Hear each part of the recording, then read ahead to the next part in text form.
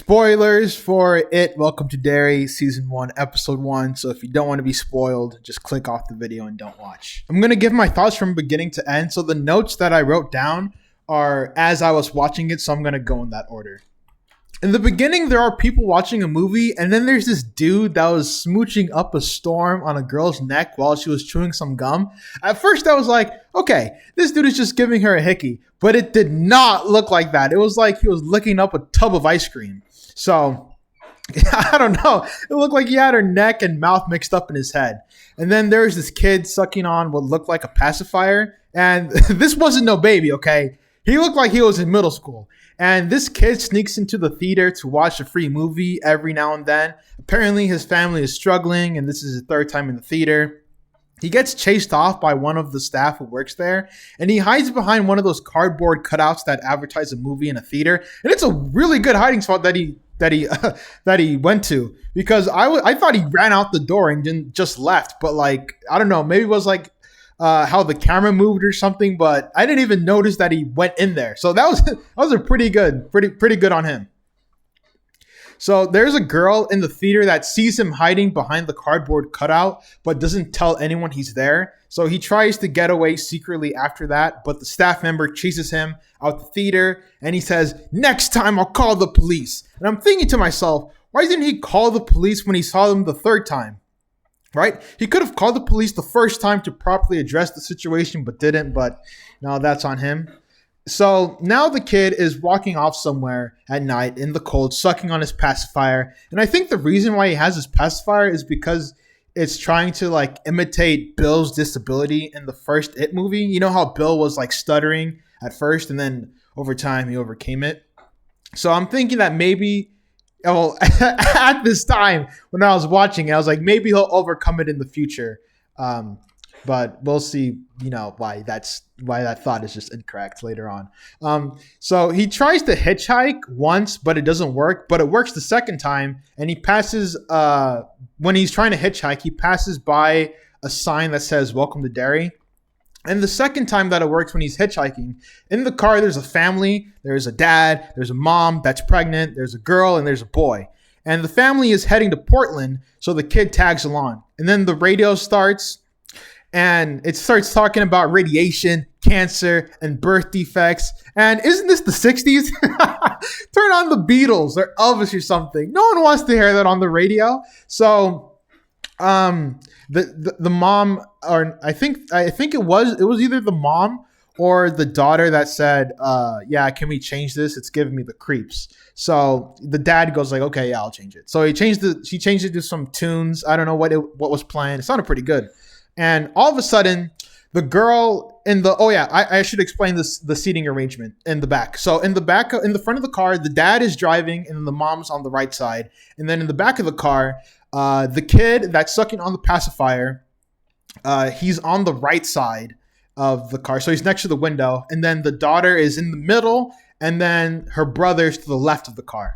So all of a sudden, the girl in the car takes out some liver from a bag. Yeah, you heard that right. Straight up liver. She just has a container of liver. And then she starts to touch it, and it's all slimy and bloody. It's freaking nasty, man. And then she smells her fingers that have liver juices on them like it was some nice citrus smell or something.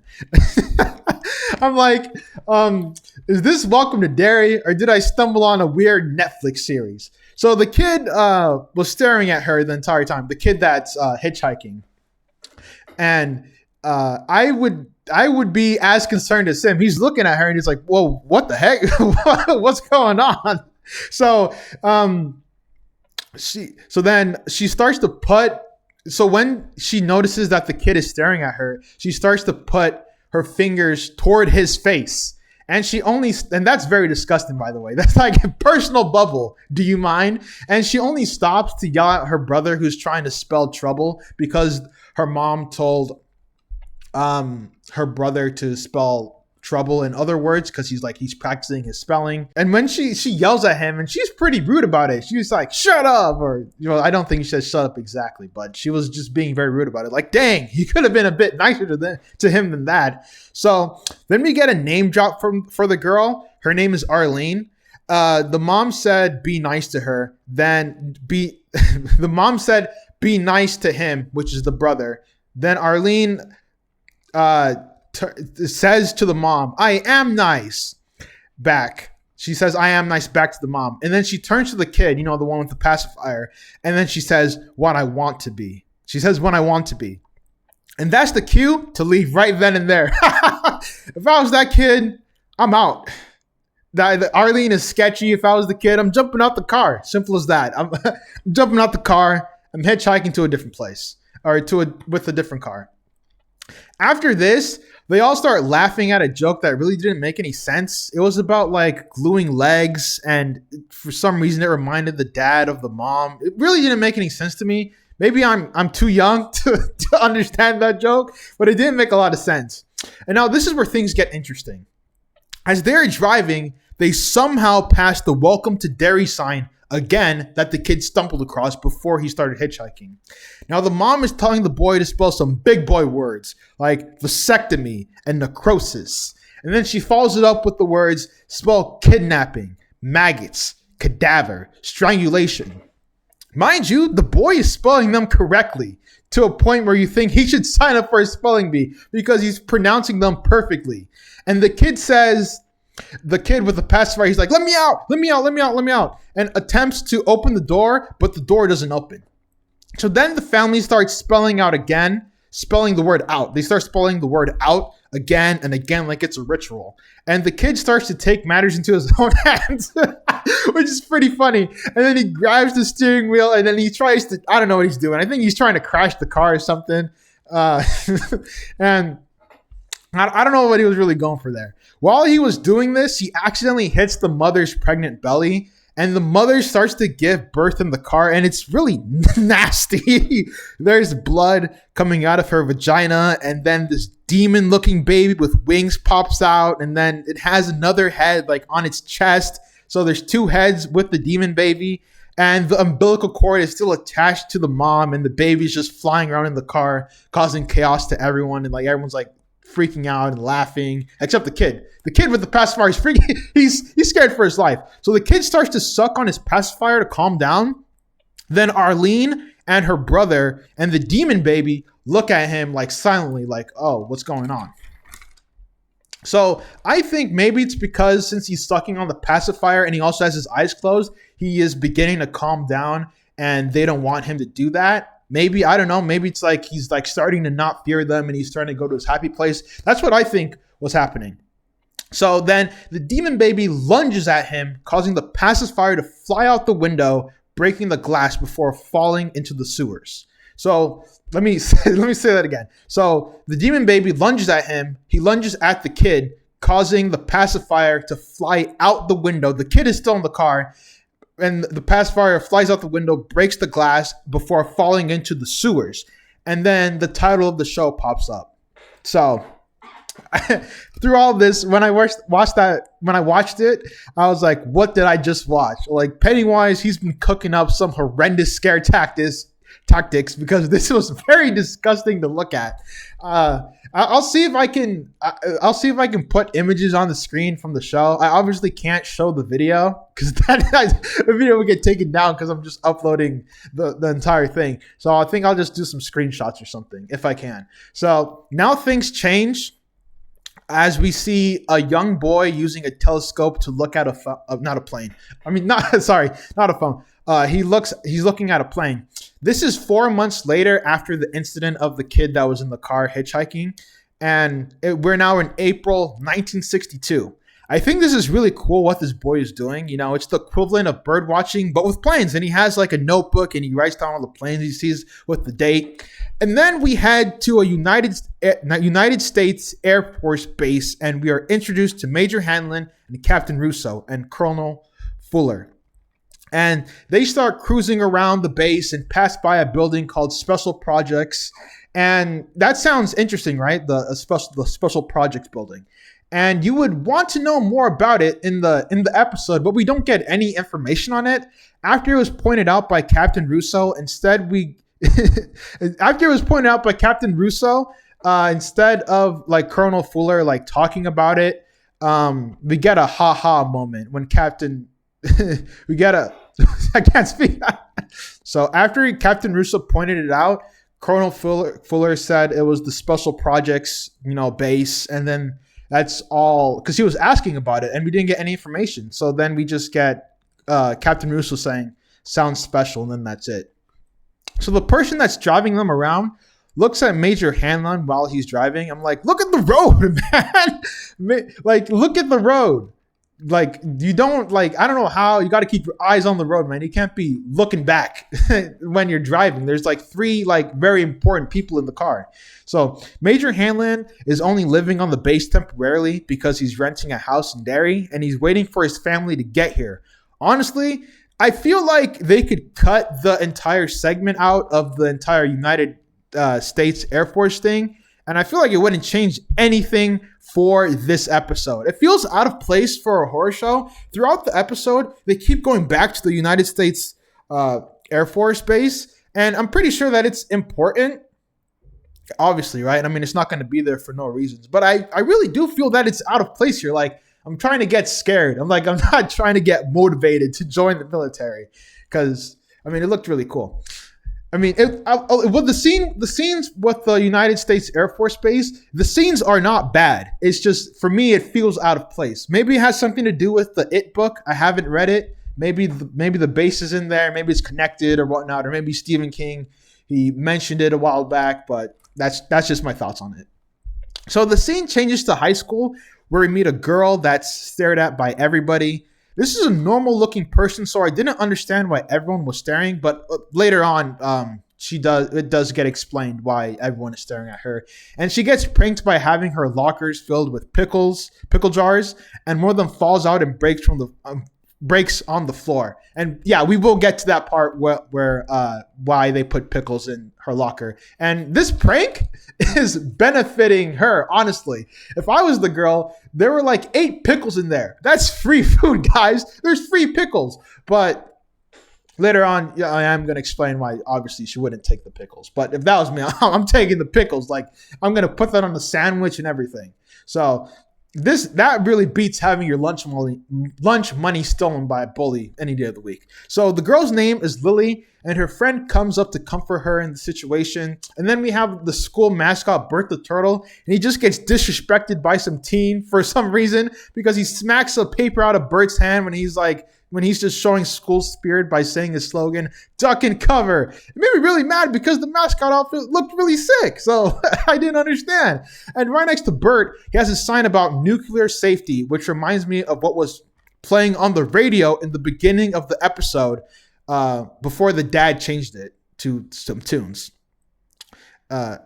My theory is that the special projects place that was in the United States Air Force Base has something to do with this, and I hope it's true, so that the entire, United States Air Force Base thing really gets some value. So the girls are chatting it up, and then the camera switches to 2 boys, and one of them talks like a conspiracy theorist, with one of them being the one who was watching planes earlier. He's saying there's aliens on Mars that are coming to Derry, and the airbase is experimenting on them. And I'll believe anything at this point in the show. After that Demon Baby fiasco, it's hard to say that this boy is 100% wrong. And also, Bert the Turtle got disrespected again when he was trying to eat his lunch. Some hooligan yanked his soda and walked off with it. So now we're back to the airbase. We meet some airmen, with one of them not addressing Major Hanlon appropriately. I think this guy was just tired from working all day and couldn't be bothered to salute. So remember the guy that drove around, that I mentioned earlier, that drove around Major Hanlon, Captain Russo, and Colonel Fuller?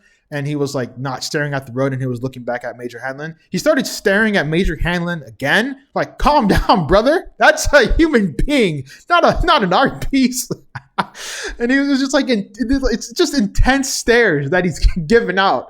And like Major Hanlon is like staring back, and it's like, whoa, what's going on, man? Like, are you okay? Do you need help? Do you have a question? If you have something to say, then say it. So the scene shifts to the 2 boys from earlier from Derry High School. Oh, I forgot to mention. That's where the high school's called. It's called Derry High School. And one's trying to do homework, and the conspiracy theorist is going on about, his teacher's boobs as he stares out stares at them outside because she lives across. And he also has a mustache on while he's saying all of this. This character is so goofy. He's become my favorite character in this episode. So it looks like they're working on a story together, like a fictional story, the two boys, from a book. And then he then starts to sprout ideas about when an alien comes to Earth in the story, he would tear some penises off some guys by using his tentacles and then slurping up some brains through a straw. And we learn the boy that's doing homework while hearing all of this nonsense is Teddy. And I'm bringing his name up now because back in the high school, I couldn't tell if the name Teddy that was written on his locker was a joke name that bullies put there along with other stuff to make fun of him. So Teddy starts to talk about the kid who went missing in the beginning of the episode. And we find out that the kid that went missing in the beginning of the episode, that was hitchhiking, that went in the theater, that was sucking on the pacifier, his name is Maddie.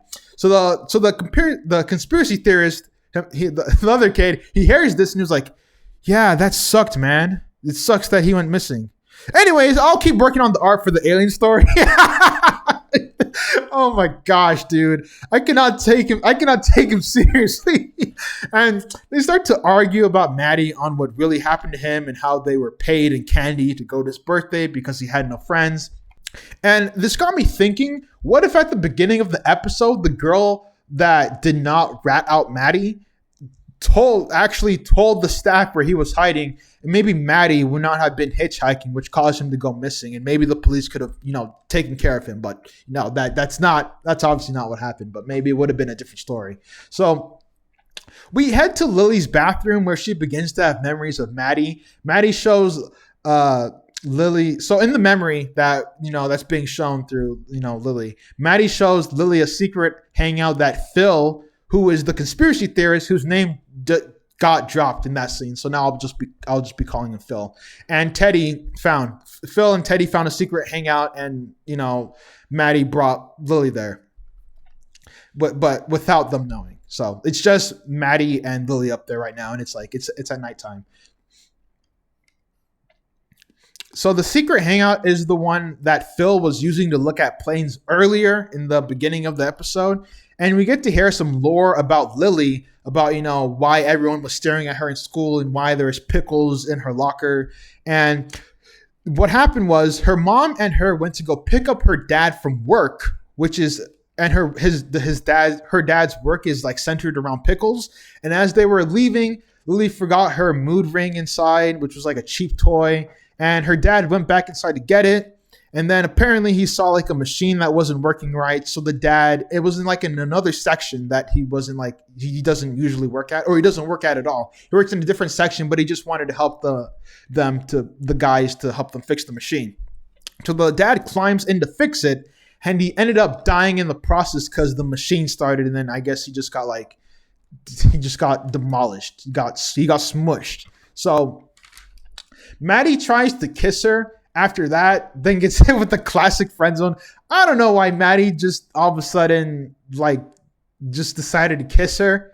Or I'll tell you, he attempted to kiss her because Lily just backed up. It was like, whoa, slow down, Romeo. It ain't that type of time. So then he says he has to go back home.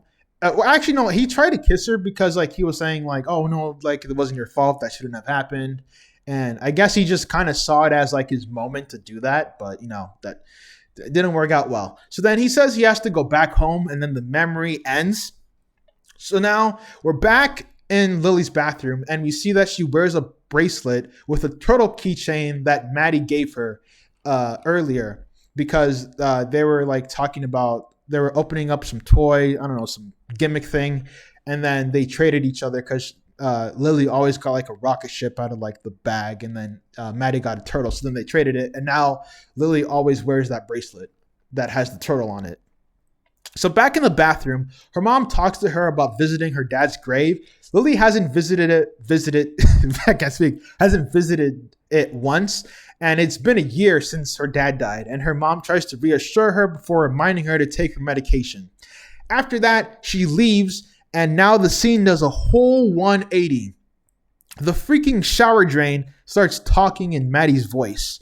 And we see his fingers come out after Lily says, come home. Because she's like, Maddie, is that you? Maddie, where are you? Maddie, please come home. And then Maddie responds with, he won't let me. And now we are back at the high school again. And Lily is talking about what happened in the shower to her friend. And if that was me, I'd be traumatized. I wouldn't even talk about that. I wouldn't be speaking up to no one. I'm not even taking showers anymore. I'm not going to any bathroom either. I'm staying stinky after that experience. Bathrooms, no more. But, she's obviously tough enough to talk about it. And her friend, whose name we now know is Margie, who also this is the same girl that comforted her back when the pickles splattered on the ground. So Margie pulls Lily into a bathroom and tells her to stop talking about the Maddie bathroom incident because she doesn't want new rumors to happen to Lily. So this is logical, So don't talk about it. Don't talk about it at school so your reputation doesn't become more damaged than it already is. Or in this case, both of their reputations, because Margie is friends with Lily. So there's a moment in the bathroom where we hear a girl farting and then the camera turns to her and I'm like, whoa, what's going on, man? This is supposed to be a serious moment. I got to hear some toots like it was an unskippable cutscene in a video game before getting back to what really matters. So then Margie says it's really hard to try and help you. And then she just leaves. So we get back to Phil and Teddy. And this time Phil is going on about men's nipples and how if women disappear, men will be breastfeeding babies. He's saying all of this while he's riding bikes. And shortly after this, they stumble across Lily with her saying she needs to talk with them about Maddie being in the shower drain. So Phil and Teddy try to believe what she's saying, but just can't. And then Lily storms off. So back at the airbase, Major Hanlon and Colonel Fuller are having a drink. Colonel Fuller says that the guy who didn't salute is now on latrine. I think it's latrine duty. Sorry, I wrote this at 12 a.m., so I might be a little bit off duty for a week. And a citation is going on in his permanent flight record. They don't play in the military, man. Imagine if you spilled coffee on your sergeant accidentally. You'd be doing dishes, laundry, and serving food in the cafeteria until you leave the military, or you probably just get kicked out. I don't know. I don't know much about the military. So Major Hanlon and Colonel Fuller started to talk about heroic acts that Major Hanlon did and what Colonel Fuller's dad did. Fighting wars, striving for justice, freedom, and protecting their country, that sort of thing. So now we're in Teddy's house during dinner time, and his dad starts speaking Yiddish. I know this because I had the subtitles on. I tried to do some research to figure out what country speaks Yiddish, and turns out there's multiple, so I didn't know what country his family's from, but we later find out that his family is Jewish. And I find out Teddy's real name is Theodore in this scene, but I'm just going to call him Teddy. While they're eating some dinner, Teddy asks about if someone could be kidnapped underground in the sewers for months, hinting at Maddie disappearing. And his father shares Jewish history about their ancestors' skin being used for lampshades to Teddy, saying that whatever he's thinking of is not real and there's way harsher things out there. We also find out Teddy reads DC comics like The Flash and Batman. And I'm like, I see you, Teddy. I see you, reading some good old awesome comic books. So in Teddy's room, we go to Teddy's room now. It's later at night. In Teddy's room, he's laying down reading a comic about Batman versus Clayface. Then all of a sudden, his lamp goes out and then he turns it on again. Then it happens again and then again where his lamp keeps turning on. I'm turning off and then you actually turn it on. And then the lampshades turn into Jewish skin and start screaming at Teddy. And Teddy starts to scream and he falls out of bed. And then his brother comes in and is like, little bro, what the heck are you doing? Because Teddy's just on the floor screaming and he's like, I can't believe I'm related to you. This is just insane. So Phil, Teddy, and Lily are back at the secret hangout, discussing about what happened to Teddy with the lampshades. And Teddy looks terrible. He's throwing up in a bucket constantly. He has eye bags and he's all sweaty. And Phil looks at both of them and is like, gosh, dang it, I'm next, aren't I? Because these paranormal, activity happened to Lily and Teddy. And he's like, okay, well, it looks like I'm next. So, and I can't blame him. But if I was him, I'd be like, peace out, everyone. No, I'm moving to a different country. Good luck. You'll need it. Have a great summer. So Lily has an idea of how to know what happened to Maddie. So they head to the library. And in the library, they start looking at old newspapers through this big machine. Never seen this hunk of metal in my life, so I did some research, and it's called a microfilm reader. It's used for, archiving documents. They find out that one of the last people that saw Teddy was a girl who was the one in the beginning of the episode who did not rat out Maddie when Maddie was hiding behind the cardboard box or the cardboard cutout. So Phil, Teddy, Lily, and Susie, who is tagging along because Phil's parents couldn't find a babysitter. I'm 99% sure that Susie is Phil's sister. So they all head to, where the girl is staying at, the girl that did not rat out Maddie in the beginning of the episode. And we find out that the girl, just like Lily, has been hearing voices all over town. And we find out that she is hearing voices all over town because Phil, as they were leaving, because the girl told them to leave, he comments on how Lily was hearing voices, and she's like, wait, hold on.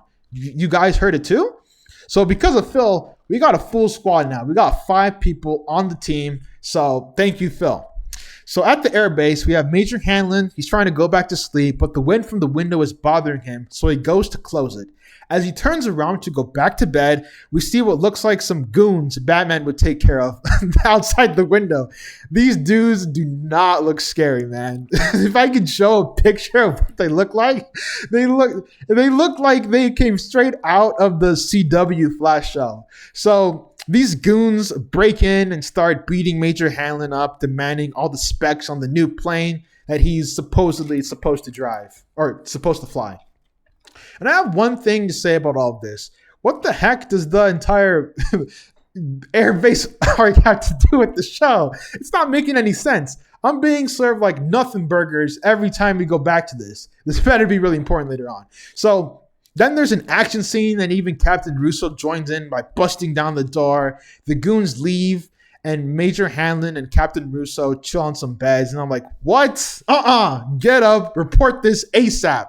I'm waking up the entire airbase saying, hey, we got some intruders, because I'm not just going to chill on the bed like Captain Russo and Major Hanlon. I'm reporting it ASAP. I don't know why they just decided to sit back down and relax after having like an insane fight scene. And I bet the guy that was driving them in the beginning that was giving Major Hanlon these weird stares was one of the goons. So back in Derry, Phil, Teddy, Lily, and Susie, and the new girl, the one that saw Maddie behind the cardboard cutout, head to the theater because when Maddie talked to the new girl and Lily, he sings the song, when Maddie was, saying the voices, or when Lily and the new girl were hearing the voices, they keep hearing Maddie singing a song from a movie called The Music Man, which is the movie that Maddie was watching at the beginning of the episode before he got chased out. And I'm just sitting here wondering, where are the parents of these kids? Like, it's late at night, it's dark out, and it's like you don't know that your children are gone. But as the new girl starts to get the movie ready, Phil, Teddy, and Lily start to reflect on their actions towards Maddie, and all of them are crying, and them reflecting on like what happened and how they treated Maddie is like my favorite moment in this episode, because we begin to see some character growth. It was touched on a little bit earlier in the episode when Phil and Teddy were arguing back in their room, but it really shines here. And Phil says it's no one's fault on what happened to Maddie, and they are here now trying to figure out what happened to Maddie to see if he's even alive, and that's what really matters. So as the movie begins to play, we see Maddie in the movie, which is very trippy. When I was watching, I was like, yo, what the heck? It's a cameo. And then he unleashes the demon baby from the beginning of the episode on them right after he says to them, you're the reason I'm in here. So the demon baby grew, all right? The demon baby is a lot bigger than how it was in the beginning of the episode.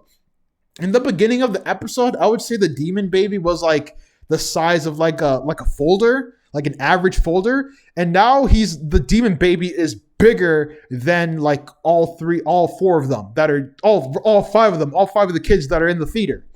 He's really big. So it's flying around trying to attack them, but the new girl is not there since she's in the booth and was managing the movie, because she had to play the movie in the beginning because she works at the theater or whatnot, and she's there, and it's definitely safer up there than where the demon baby is. But then she gets locked in there, and then she has to break out, and then we see Teddy get ripped apart, like literally, like no, he gets ripped apart in half by the demon baby, and then the demon baby kills Phil and kills Susie.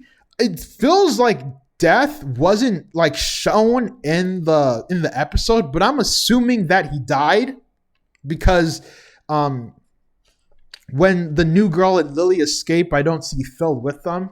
So I don't know if he's like 100% sure that I'm not 100% sure that he's dead, but I'm pretty sure that he's dead. I'm pretty sure the demon baby got him, right? And as the new girl and Lily head out of the theater, like Lily's all covered in blood, and then in Lily's hand is Susie's hand, because she tried to save Susie because Susie was reaching out saying Lily, or she was saying like help me, and then Lily grabbed her hand, and then the demon baby just swooped her up and killed her. And then after the camera pans to Susie's hand that is in Lily's hand, it then cuts to the credits. So I want to go in blind for episode 2. So I did not watch the preview at the end, and then I saw that it was on YouTube, so I didn't look at that. I want to go in completely blind. So what I'm going to do is I'm going to give my closing thoughts on this, and then I'll just end. What I would like to see from this series is that, well, this is just, I heard that the series is going to be like 3 seasons long or something. And this is the prequel to the It movies, the one that was in 2017 and It Chapter 2 in 2019. And I think this is the origins for, the reboot of It, I think. But if it's not the origin, and like, for example, Pennywise was doing this for a long time, even before, this time in the 60s, I would like to see like maybe each season. Like, this is going to sound really stupid, but I would like to see each season, or like every time they do a different show of, It, like it's like a 10 years back. Like, for example, this show is set in the 60s, maybe like the next show or the next season is set like in the 50s. And then, then the next show is set in the 40s and the 30s and, whatnot. I don't know how well that's going to really work. Like, for like this, since it's set in the 60s and it's really story driven. So it's probably not going to be, so I probably wouldn't want it to be every season they go back in time, probably like a different like project entirely. And, why does Pennywise take the form of a clown? This isn't related to the episode at all, but why does he take the form of a clown? I feel like it would be easier to lure people in if he just looked like a regular, normal, average guy. And the atmosphere of this entire episode really does feel like the 60s. It feels like I was in the 60s. I mean, obviously, I'm not in the 60s. I wasn't born in the 60s. But it really did feel like I was in the 60s. It felt like I was way back when. Like how the new girl was like putting on the movie and whatnot, and how everything looked, the town, the high school. It really looked well done, Stephen King, with the entire atmosphere. I really liked it. So there's no Pennywise in this at all. We get no hint of like Pennywise. Like, obviously Pennywise had the influence of the demon baby and the hitchhiking thing and the voices and Maddie being in the shower drain, but we don't see the clown himself. And I'm going to say this again. Well done to Stephen King, because this episode did not need Pennywise to show his physical clown self, because it was already scary without Pennywise. So that's pretty good. And I would actually like to see that throughout this season or this series, because I would like to. I feel like Stephen King. This is really good. Like, I'm kind of fanboying here, but I really liked how they didn't use Pennywise in this episode at all, and they were able to show the horrors of Pennywise without actually using him. So I want to see that again in later episodes, like it's been done in It and It Chapter 2, because there is various scenes where Pennywise wasn't present and he was just scaring. I like that a lot. I hope that continues for this season. So yeah, I'm gonna end it there. Off to a good start. I really hope the airbase thing makes sense later on and becomes like a major factor. And I'm gonna end it there. So it's good. I like it so far. I'm definitely gonna be watching episode 2 to do this. And yeah.